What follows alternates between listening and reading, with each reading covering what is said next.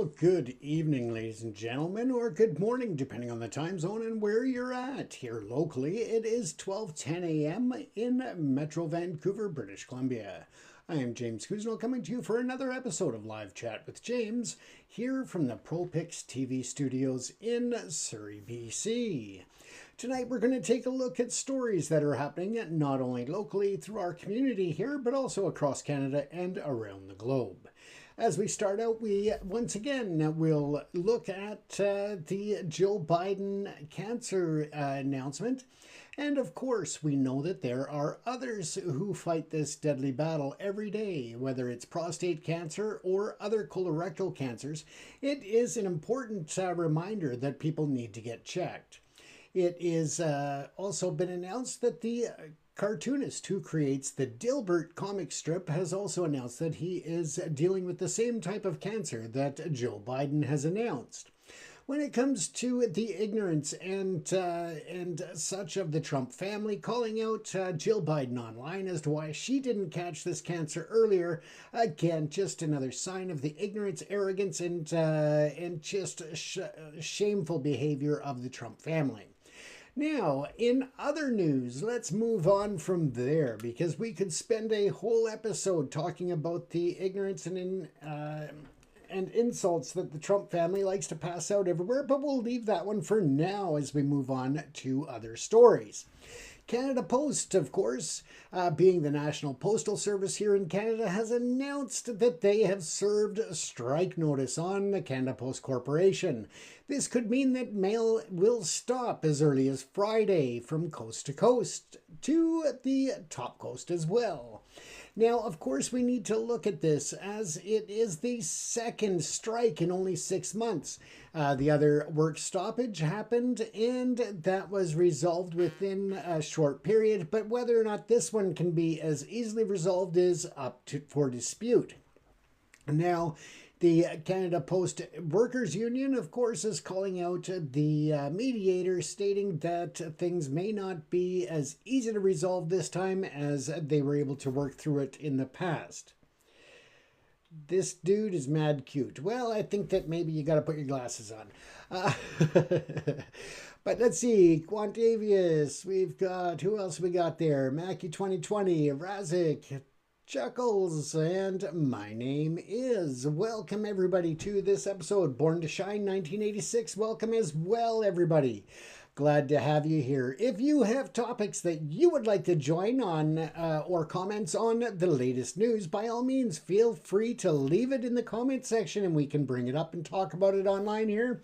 And you are just as much an important part of the show as I am. So again, feel free to leave your comments in the comment section on any of the stories we cover or on other stories that you would like to see us cover. Quantavius, again, perfect, Born to Shine. So let's move on to our current stories. From there, of course, as I said, that President Biden has announced his battle with colon cancer and more precisely, actually, prostate cancer. My apologies. But again, he has suffered many losses through his life, and that includes one of his sons to brain cancer. So again, it is another challenge that he will face, and we hope that he makes it through for a swift and full recovery. Our thoughts go out to the Biden family as well. Now, shifting back into Canada, Alberta's Premier, of course, Smith, is just a firecracker. She explodes on all kinds of topics that are apparently important to Albertans, but again, I think that she is more focused on creating divide and anger as opposed to bringing the province and the country together in this challenging time of tariffs and other international trade. However, she did finally say that there is a massive breakthrough in that Quebec is open to looking at pipelines, which they have opposed for decades.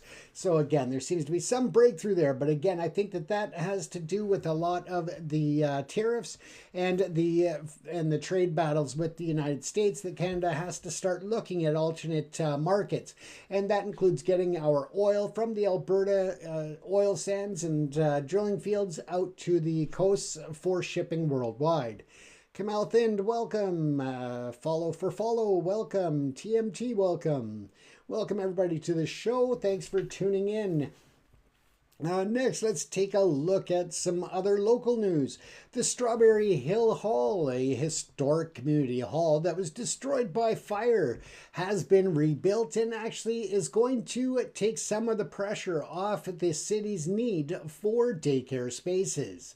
The facility will now be opened or reopened this month as a daycare center, helping to open up spaces for those parents who have been trying to find local, affordable, and accessible daycare programs. So once again, congratulations to the City of Surrey for following through on a commitment to help create those spaces. As we look at other news from around the world, of course, Donald Trump and Putin spoke today at 10 a.m. Eastern Time. Apparently, the conversations went well and that Putin is willing to negotiate directly with Ukraine on some type of ceasefire and peace deal. Unfortunately, as we've seen in the past, it's a matter of trying to find out the information from the source, and unfortunately, Donald Trump is not a reliable source. He has also claimed other issues have been resolved with China when China came back and said, no, they haven't. We're not even in talks. That had to do with tariffs and trade. However, they have made some progress recently that's been confirmed by both sides, and that is going to see a reduction in the tariff levels between China and the US. But again, it is another example that prior to that deal being struck, that Donald Trump had been making all kinds of announcements without actually there being truth to it. Another one that is questionable is whether or not he had any part of the Pakistan-India peace talks. He has claimed that he has. Pakistan thanked him, or the U.S. government, for being involved, and whether or not they actually directly had any impact on those trade talks, we really don't know, because India is calling Trump a liar and saying that the U.S. had nothing to do with it, that it was bilateral talks between India and Pakistan that resulted in a ceasefire and possible peace negotiations moving forward between the two. And they were also clear by the Modi government and his agents or his ministers, stating that future negotiations and peace talks would continue between the two nations and not include third parties. So again, calling Trump out as a liar. So we'll have to wait and see when the dust settles who's actually saying what and what truth there is in terms of these claims. As we know now, there is also speculation as to how the corrupt Trump administration is dealing with Russia and the Ukraine war in an open and transparent way. Are there side deals being made between Russian oligarchs, President Putin, and President Donald Trump? We don't know. There is speculation out there, but we've seen a lot of open corrupt activity happening within the Trump administration, so it definitely would not be surprising to find out that there are other deals being made with the Trump organization, with the Trump family, and with Donald Trump himself that really don't benefit Ukraine or the United States citizens as a whole. So again, we'll be watching very closely as this continues. I've never seen such a corrupt, inept, and incompetent administration as we see in the United States of America right now. It's having a global impact on trade, on the economy, and of course it is setting the U.S. back decades in terms of trade talks and trust levels, that even if they do renegotiate trade deals, whether or not they can be trusted, or if Trump's going to wake up 6 months from now and say that they are the worst trade deals he's ever seen and want to renegotiate once again. It's hard to depend on the US right now. And that is another issue, as several other international organizations have recently met, and they don't know whether or not they will be able to depend on the United States for involvement. Excuse me. So, as we continue with all of the local news and world news, it is interesting to keep an eye on different things that are going on. But over this past weekend, of course, we know it was the Victoria Day long weekend, and the annual International Cloverdale Rodeo and Fair was another success. Unfortunately, the rain did damper the environment, but not the spirits of those in attendance. It was another great year for the Cloverdale Rodeo and Fair here in the Surrey region. Now, as we look at the United Kingdom has struck a trade and defense reset with the European Union. So again, they seem to be moving forward from Brexit and the relations that have been a little colder as of recent, but they seem to be working through that to ease the trade barriers and strengthen defense ties, and making it a major step forward after years of the post-Brexit tensions. In other news, of course, G7 finance leaders are meeting this week, aiming to reach a consensus on non-tariff trade measures. However, they may face resistance from the United States, which has been pushing for more aggressive trade policies. This meeting is critical as it could shape the future economic relations among the world's leading economies. So again, we'll watch as that happens. As they meet in Kananaskis in Alberta this week, we'll keep you up to date on developments as they happen there in relation to world trade and the G7 Leaders Summit. Back in the United States, the Supreme Court has made a controversial ruling allowing President Donald Trump to end deportation protection for approximately 350,000 Venezuelans. This decision has sparked widespread debate over immigration policy and human rights, with critics arguing it leaves many vulnerable to the risk of deportation. On the diplomatic front, as I said, President Vladimir Putin and U.S. President Donald Trump have agreed to collaborate with Ukraine on a memorandum for a possible peace accord. This comes after a high-stakes phone call between the two leaders, which could pave the way for a ceasefire talk sessions to begin between Ukraine and Russia. The developments are closely being watched by the international community, and once again, we'll have to watch and see what Ukraine and Russia put out in terms of media statements, because we know that Donald Trump cannot be trusted when it comes to his statements as to anything, pretty much anything, I was going to say, relating to the Russia-Ukraine war, but I would just leave it at anything. Now, tragically, in Libya, at least 58 corpses were discovered in a hospital, according to the ministry. The cause of death remains under investigation, but this grim discovery underscores the ongoing challenges and crisis in the region. Meanwhile, over in Romania, Niscur Dan has emerged victorious in the presidential election, defeating a hard-right nationalist candidate. His win is seen as a counterforce to the rising tide of right-wing populism in the Eastern Europe region, signaling a potential shift towards a more centrist pro-EU policy. In a move that could ease economic tensions, the United States and China, as I earlier stated, have agreed significantly to reduce tariffs on each other's goods. This agreement reached after weekend talks last week in Switzerland, and they are still ongoing, trying to reach some level of agreements and long-term solutions. And it should also be noted that Trump this week said that Walmart should be actually eating the tariffs when it comes to importing goods from China and elsewhere. But again, it's just another example of Trump basically, calling himself out for lying, because he has always, up to this point, claimed that the foreign nations pay the tariffs, but now he's saying that the American corporations should bite the tariffs and eat them as opposed to passing them on to consumers. Now, turning closer to home, of course, as I stated, Canada Post workers have issued a strike notice, planning to walk out as early as Friday, May the 23rd. This potential strike could disrupt mail service across the country, coming just 6 months after the last strike. Negotiations are ongoing, but with no resolution in sight, Canadians should prepare for possible delays. At that time, of course, postal service will be stopped as the work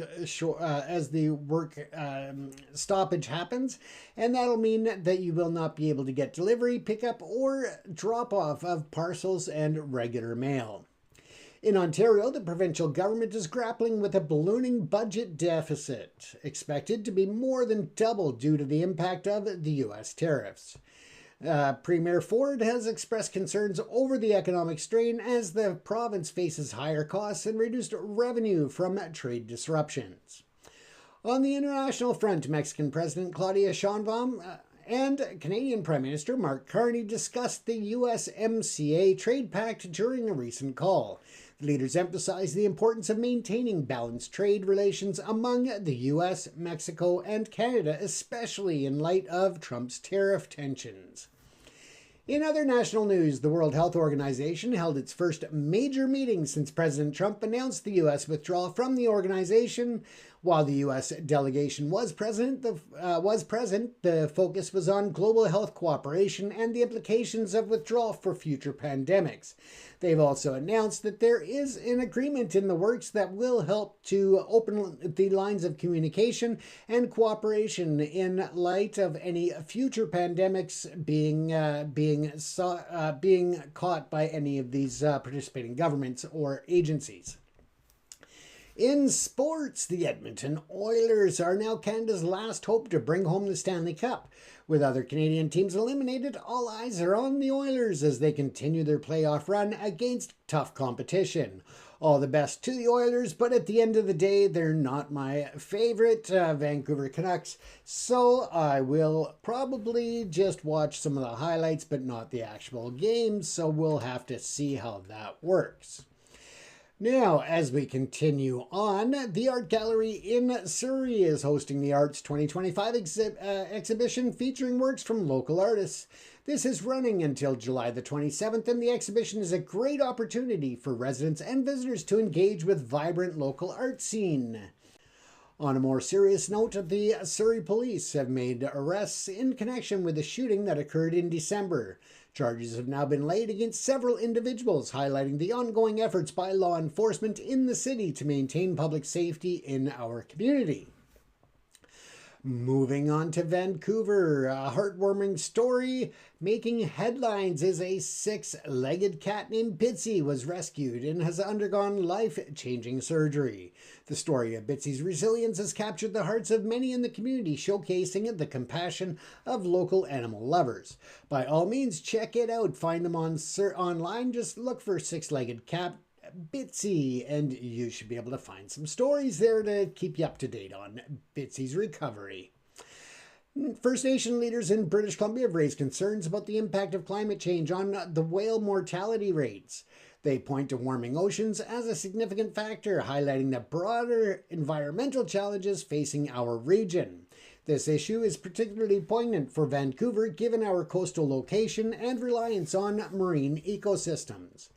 Additionally, a spinning funnel cloud was spotted over Vancouver during a recent thunderstorm over the weekend. While no damage was reported, it serves as a reminder of the unpredictable weather patterns we're experiencing due to climate change. And in other news, a tiny cabin on an island near Vancouver is up for sale at $177,000. It's a unique property that offers secluded lifestyle for those looking to escape the hustle and bustle of life, very far from the modern world. So again, you can take a step back in time and just decompress. A great place to do that, but again, you can look that up online if you're interested.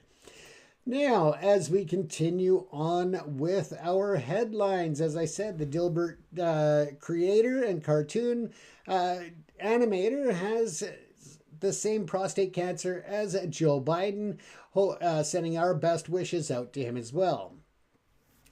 In other news, we see that an Ottawa tow truck driver is charged for watching YouTube while driving through the city. Once again, it's a reminder of the hazards of distracted driving, especially watching YouTube videos.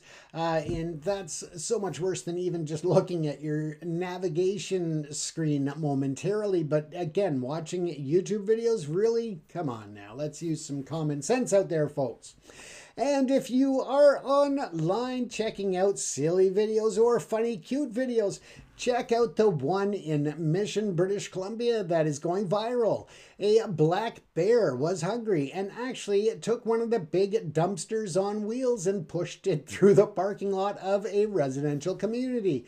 Again, check it out. Just search early morning garbage duty and you'll find that cute video online of a black bear. And yes, we do get black bears and other wildlife within the community, within the residential areas. So again, you've got to be careful of that when you live in Vancouver. But again, it's not as uncommon as you would think, especially out in the areas like Mission, Maple Ridge, and such. So again, it is funny, but again, it also goes to show you that you need to be aware of your surroundings at all times.